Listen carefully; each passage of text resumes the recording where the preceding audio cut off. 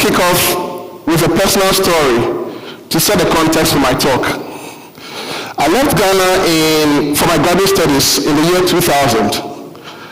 At the time, my mom, who is not the most tech-savvy person by her own admission, had never owned a cell phone. This was the year 2000.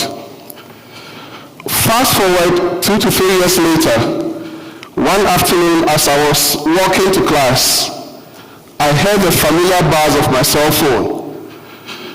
When I looked at my screen, I was shocked to see that I had received a text message from none other than my mom. I had to confirm with my nieces that my mom had actually typed and sent the message.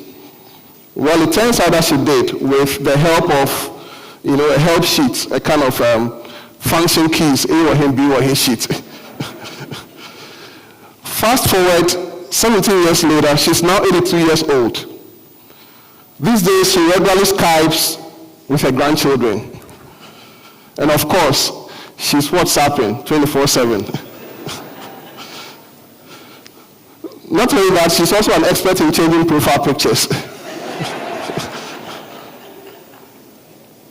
However, the icing on the cake was when I recently called to ask how her hospital visit went. I was actually driving to work.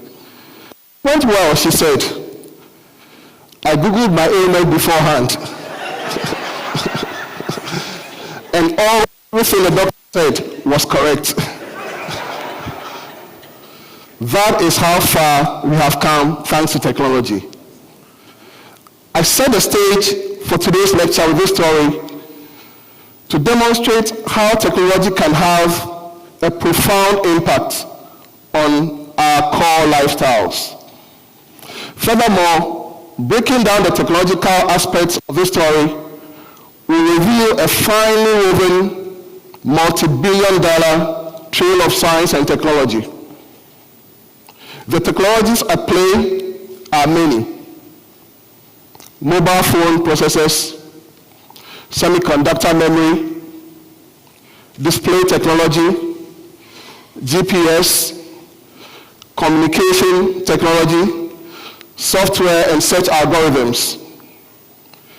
Each of these represents billion-dollar industries that are contributing massively to the GDPs of entire national economies. My opening submission is that we, Ghana, can have a piece of this technology pie that the rest of the world is enjoying. It is possible. I have good news and bad news. The good news is that most of what I will present today is not new and has come up in one form or another in national discussions. The bad news is that the only lesson we learn from history is that we don't learn from history. Dr. Kwame Nkrumah said at the inauguration of the University of Science and Technology in Kumasi, and I see Dr. Kibi Asante here, I'm sure you might have been the secretary then, on November 29th, 1961, and I quote, "Modern life," I can't do the Kwame Nkrumah impression, but I'll do my best. "Modern life has become so complex that we can no longer rely on the stone implements and simple tools which were adequate for the needs of our ancestors. In a sense, we must move swiftly from the Stone Age to the age of the atom. What it has taken other peoples and nations centuries to achieve, we have to carry out in a decade or generation," unquote. This statement made in 1961 by our first president 4 years after independence in 1957 serves as a measuring stick by which we may assess how far we have advanced, and even more importantly, what we need to do going forward. To undertake this analysis, and here comes the science, I selected a proven model for situational awareness analysis. It is called the OODA loop. Don't be scared. OODA loop. And OODA is an acronym, O-O-D-A. O for observe, orient, decide, and act. Observe, orient, decide, and act. As the pilot would say, Oscar, Delta, Alpha, I believe. It is a logical and applied approach to understanding, assessing, projecting, and making recommendations about a situation or a system. It's often applied at the strategic level in military operations and for situational awareness analysis. It's very appropriate for our current discourse because it will allow us to delve into both the depth and the breadth of the issue as far as time will allow us. So with your indulgence, I'll move to the very first step, the observe step. The first step is the process of acquiring information about the system. We will look at the relevant background information, prior and current, about the state of science and technology in Ghana. A focal point for any discussion on science and technology in Ghana has to be the nation's universities. And here again, I see some of our past vice chancellors here, Professor Daimensa, Professor Kilaka Sawyer. In his inauguration speech at the University of Science and Technology, Dr. Nkrumah spelled out clear mandates for the university. This included, and I've just added a few, investigate and research problems surrounding industrialization and agricultural development. Explore alternative sources of energy, such as atomic reactors and solar energy. Develop revolutionary methods of transport and modern communication networks. In terms of producing scientists and engineers, to support these areas listed, our universities have made great strides. However, there is a glaring gap between research or the research that's produced and its broader impacts and application to the practical problems that our nation faces. A lot of good scientific work has come out of our universities, but one will struggle to name a defining technology or innovation attributable to these institutions. This is a good juncture to acknowledge the pioneering roles and contributions of great Ghanaian scientists and innovators. We have such an illustrious list. I didn't know where to start or where to end, but with your indulgence, I'll mention names like Professors Alute, Felix Koloti-Ahunu, our own chairman for today, Nina Kukweno, Professor Daimensa, Dr. Frimpong Boateng, our current Minister of Science and Technology, Avik Luche, a renowned NASA scientist, and being Mother's Week, I might not leave out female scientists as well, Dr. Esther Oklu, Professor Irama Adi, and Eva Loko of blessed memory. As we continue the task of observing the system, let's transition from observing the past to observing information that is more present. The other baseline I selected for analysis. So a basic review of this manifesto reveals that both parties agree on at least one objective, and that is the 60-40 admission ratio of science to humanities. I bet that probably might be the easiest option for both of them. My thoughts and observations from the manifesto analysis are as follows. Both manifestos appear laudable, but as with most goals in life, the proof is in the execution and follow-through. Juxtaposing the goals of Dr. Nkrumah and the state of affairs portrayed in the manifestos paints a picture of an athlete running hard, but in place. The achievements and objectives do not represent tangible inroads since independence. Otherwise, we wouldn't be making statements like gradually moving towards and achieving 1.5% of GDP in probably 4 years. There's also a glaring neglect of a wide array of sectors like information technology, healthcare, aviation, and transportation in general. So that wraps up the observe step of the UDA methodology. So remember, observe, orient, decide, and act. Continuing with the UDA methodology, the orient step involves analysis and synthesis of information, but more importantly, contextualization. How does our approach to science and technology in terms of prioritization, agency, and cultural traditions compare with the rest of the world? I've summarized my analysis in 3 points. And the first point that I'll make is, I've titled that, lack of innovative, curiosity-driven culture. Lack of an innovative, curiosity-driven culture. In one of the most famous anecdotes in the history of science, a young Sir Isaac Newton is sitting in a garden when an apple falls from a tree, and his curiosity leads him to come up with a theory of gravity. I believe most of us studied Newton's laws of motion and Nelson and Parker and Abbott's days. This was in the year 1666. One man's curiosity can change humanity. The giant strides that have been made in terms of science and technology since then point to the continuous quest for improvement by humanity, and in particular by technologically advanced economies. And I've listed some examples here. In communication technology, from the age of the rotary phone to now we have interactive smart cell phone technology. If you look at aviation, from the age of the Wright brothers to supersonic flight and automated flight currently.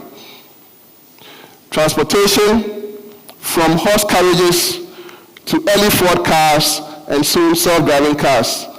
Note, horse carriages, not to faster cars, not to faster horses, but Ford cars. Music storage media, from vinyl to cassettes to CDs. I believe some of our young ones might be asking, what are vinyl and cassettes? There was something for MP3 and CDs.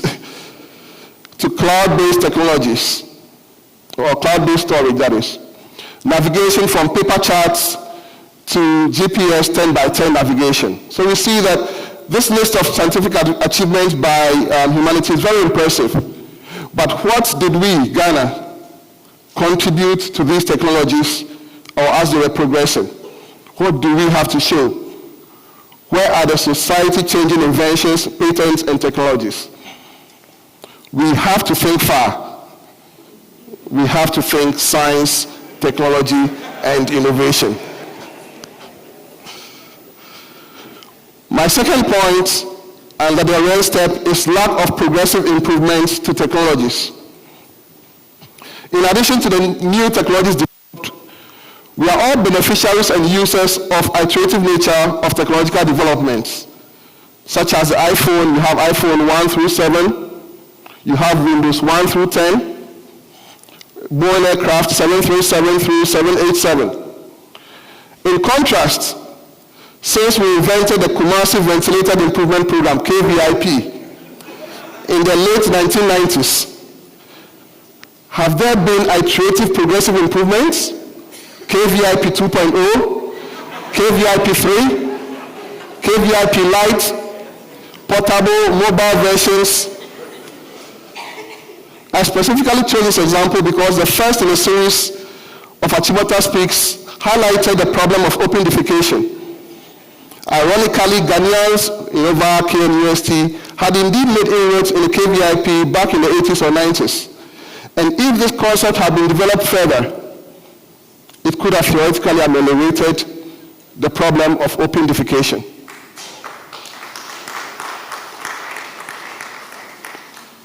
Research is such that problems are not solved at a go. Solutions are a combination of progressive actions over time. Like a forest made up of trees, solutions are made up of individual contributions over time. The World Innovation Index 2016 version is a leading reference published by the World Intellectual Property Organization. Ghana had an innovation score of 26, and we were ranked 102, so 102 on the list of countries. To give you a context, Switzerland was the first, ranked number 1 with a score of 66. So 166 Ghana, 102, 26. Ghana was assessed as performing at our level of development, that is measured by GDP per capita. However, 6 sub-Saharan countries, who we will call our peers, were assessed as innovation achievers, outperforming their peers. These were Mozambique, Rwanda, Kenya, Madagascar, Malawi, and Uganda. This means we have work to do in terms of innovation. My third point under Orient is acceptance of the status quo. Acceptance of the status quo. As a nation, our motivation for innovation may differ from that of the more technologically advanced economies. Whereas their motivation could be merely curiosity, like Isaac Newton, economic aspiration, power, be it political, economic, or military. Our motivation should be different. Primarily, our motivation should be to enhance the quality of life and solve practical problems. Unfortunately, there is an inherent and systemic lack of root cause analysis into issues, which is the first step toward innovation from the problem-solving perspective. I'll use two examples here to elaborate further. Every year in January, the Harmattan leads to cancellation of flights in Ghana due to visibility. So Harmattan, either Cape, Kotoka or Tamale, and then flights are shut down. I've yet to hear of any discussion of this problem, let alone proposal of solutions. In contrast, similar issues of low visibility elsewhere have led to research and development of solutions. For example, the Federal Aviation Administration, FAA of the US, recently published a new instrument approach regulation that will permit operators to use an enhanced flight vision system in lieu of natural vision to approach and land on the runway in low visibility conditions. So essentially the pilots have a screen. It doesn't matter how dark it is outside, they can see the runway and all that, and then land in very low visibility. Second, I may not be too old, but for the entirety of my life, I have seen women carrying loads, water, and farm produce on their heads. Similarly, Kayaye have to carry heavy loads on their heads daily, leading to long-term effects that one can only imagine. In contrast, to prevent US soldiers from having to carry heavy loads, the Defense Research Projects Agency, DARPA, developed a robotic mule that can carry 400 pounds of cargo. The Legged Squad Support System, LS3, robot, as it is called, can also be trained to follow a specific person, similar to an actual trained mule or horse. It can also regain its balance if it accidentally stumbles over rough terrain. Wouldn't it be cool for a grandma in Wale Wale, who I did my national service, by the way, to have this robotic mule to carry her load back home after a hard day's work on the farm? There are several other areas where we continue to accept the status quo.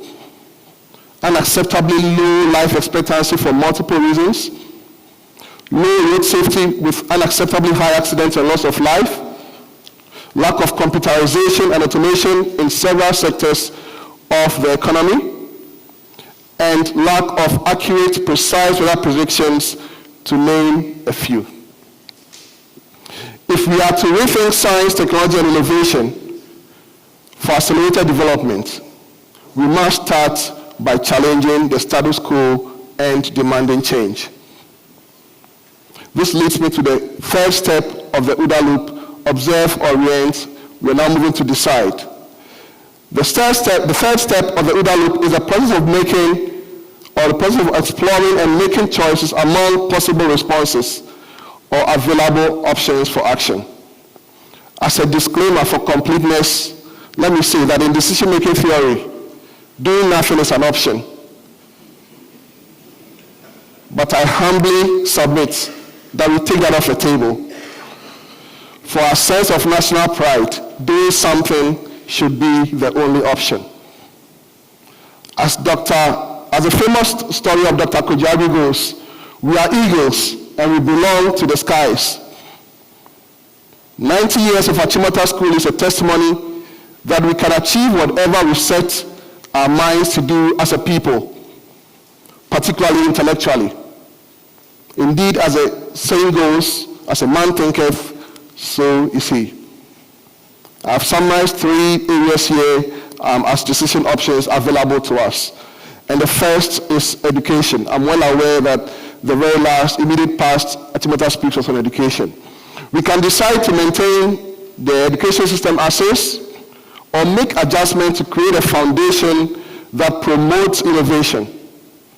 In order to pursue the latter option, we need to cultivate a sense of curiosity, intelligent questioning, and critical analysis. As erroneously stated in the GES Primary 1 textbook last year, the head is not for carrying a load.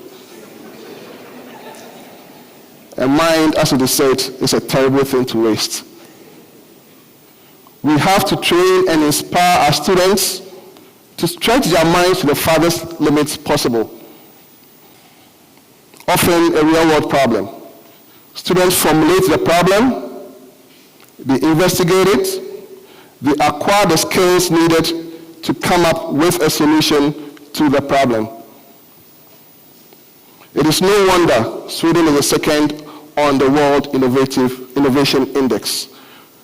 We also need to cultivate a strong, mutually beneficial ties between industry and academia. For example, co-located research parks, which act as centers of incubation. My second point on the side is funding for R&D and technology initiatives. As the Bible says in Matthew chapter 6, verse 21, for where your treasure is, there your heart will be also. I had a lot of my speech on football and funding the Black Stars, but I was advised to take it out. Both government and private partners should show how valuable science and technology is to them by making funds available for research. Encouragingly, public-private partnerships, PPPs, are working effectively in other sectors of the economy, and there's no reason why this model could not work for science and technology as well. Government has to show a strong commitment through its funding decisions reflected in the national budget. However, government alone cannot bear the costs and drive this initiative. To complement this, private organizations and businesses should also show commitment by funding strong R&D departments and efforts. Some of the greatest technological breakthroughs in the US were funded and driven by private individuals. Names like Vanderbilt, Henry Ford, Rockefeller, Carnegie, Westinghouse, JP Morgan come to mind. My hope is that future generations will look back and mention names of prominent Ghanaian financiers who led the drive for science and technology for accelerated development. Hopefully, that list will be loaded with accolades. I would also like to mention the area of specialization. Most Ghanaians will agree that Cardiac and Rani German. This is because the Germans have created the necessary attention to detail and created a brand within the niche of automobiles. Similarly, Scandinavian countries are associated with telecommunications. We have maybe India with IT, Cuba with healthcare and medical resources. Likewise, we need to identify and consciously promote development of a sector or sectors of focus for national emphasis. These are core priority domains that will promote the mobilization of resources and laser-focused efforts as a nation. With today's technology landscape, information technology is a sure bet. It's a sure bet candidate. Here I refer to high-end software development, support critical systems, and in aviation, communication systems, machine learning, and the Internet of Things. Naturally, food technology is another candidate, since agriculture is one of the foundational industries of our economy. Don't quote me on this. I'm not an expert in this area, but it will be interesting if you want to explore the bitters industry, because every commercial I see, every billboard I see is about one bitters or another. If that's our calling, then let's go for it. Just as we have placed emphasis on agriculture since independence, we need to place an equal or even more aggressive emphasis on science and technology as well. Achimota Speaks is a good example of how competing themes can coexist since it was established on the principle or the premise that all the keys of the keyboard, both the black and white, can or are necessary. We should not look only to foreign donors for accelerated development. Science, technology, and innovation is a viable option. Yes, we know that the advanced economies are in a comfortable lead. But we have to make a choice and then act on our decision to catch up. This brings me to the final step of the UDA loop, the act step. This is a step of implementation of selected options. As Professor Warren Soyinka said, a tiger does not shout its tigritude, it acts. So we have to act. We need to act on our decision choices. And here I have 3 recommendations as well. The first is on legal reform. It will be released in a talk such as this, not to bring up the Council for Scientific and Industrial Research, CSIR. The CSIR Act 1996 at 521 lists some of the functions of the Council, including pursuing the implementation of government policies on scientific research and development, and also encouraging and promoting commercialization of research results. To put it generously, the Council has not fully achieved most of its intended functions. There's a rather high bar for such a body. To this end, it is necessary to take another look at the CSIR to see how it can be made to adapt to meet emerging challenges and emerging trends. Sectoral committees, it currently does not have a sectoral committee for information communication technology. That is very relevant in today's age. So we need to look at that act to revise it to be more appropriate to current challenges. Apart from the CSIR Act, we also need to look at laws to back funding for research and technology initiatives. This will demonstrate to businesses and investors and shareholders the value of investing in cutting-edge initiatives. Legislation initiating tax reliefs for funds spent on R&D and more easily enforceable intellectual property laws are 2 key reforms that will foster innovation. At this juncture, one may ask, what is the state of our patent office?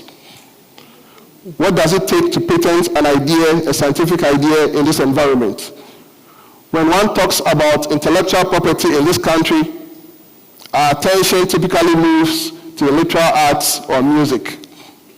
It's about Gamro or Sarkodie or this person has stolen this guy's song or one or the other. But in future, scientific IP should be at par in the very near future. Finally, I suggest the establishment of a position of a Chief Technology Officer at the Office of the President backed by legislative instruments. No modern organization worth its salt can function without a CTO. In the US, an act of Congress signed by former President Obama on January 6, 2017, made the CTO position permanent. In doing so, the Congress recognized that in the 21st century, it is critical that the President has a technologist advising him or her on her policy decisions. I think this role is long overdue for Ghana as well. The role of a CTO will be to help the President and the government to harness the power of technology, data, and innovation for accelerated development. We also need a push by leadership. There are 2 triggers of innovation, the pull by consumers and then the push by government. For a technologically emerging economy such as ours, the onus is on the government to push innovation, similar to starting an engine and making it run on its own. I present one example here. Recently, on the 3rd of March 2017, Reuters revealed that South Africa is in talks with major aircraft manufacturers, Airbus and Boeing, to print 3D parts. This innovation, the first commercial application expected in 2019, is as a result of South African researchers working to develop the world's largest machine for producing aircraft parts using lasers to melt powdered titanium. It was a result of a public-private partnership. The Aerosuit Center played a key role, and it was backed by the government through, you guessed it, South Africa's Council for Scientific and Industrial Research. So there are examples on the African continent that show that efforts like these, led by government, can bring about transformational changes in economies and societies. Others on our continent have shown that it is possible and it can work. At a minimum, it is my hope and expectation that the promises made in the 2016 NPP manifesto will be fulfilled. We also need to cultivate a culture of enthusiasm in science and technology.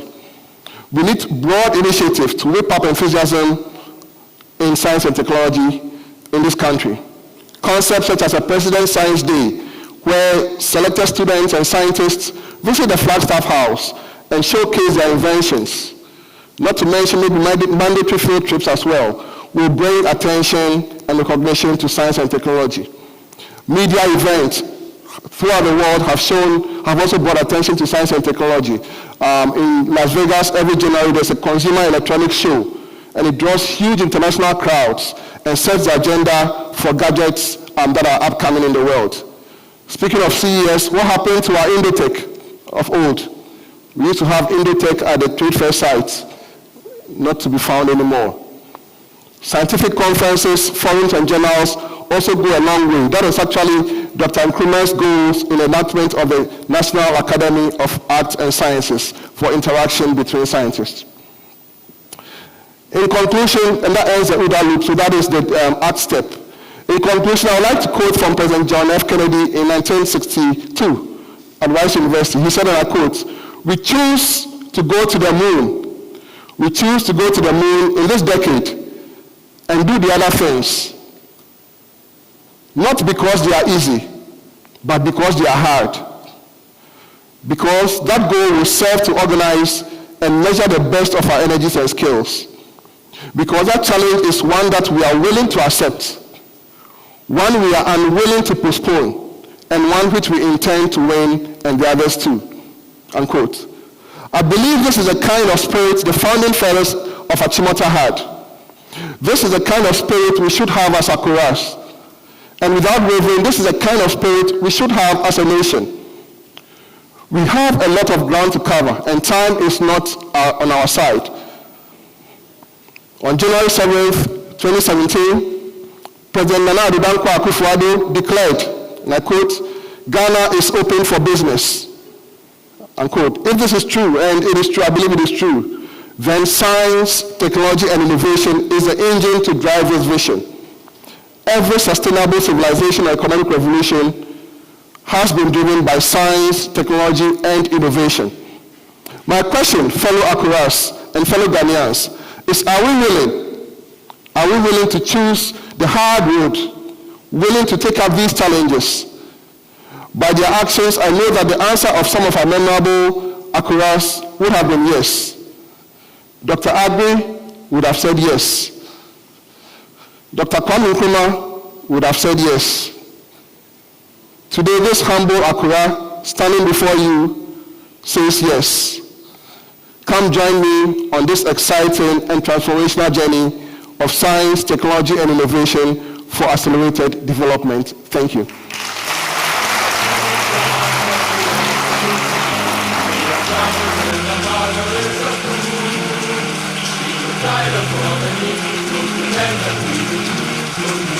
Keep the